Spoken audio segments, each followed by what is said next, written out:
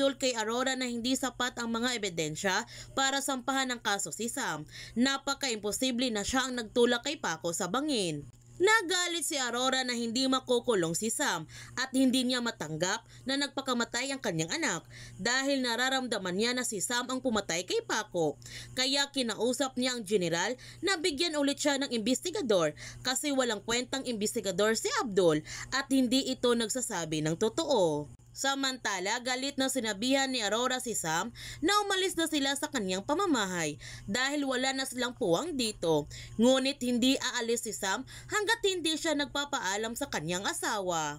Kaya kinaladkad ni Aurora si Sam papunta sa burol ni Paco para magpaalam na ito upang umalis na sila sa kanyang pamamahay.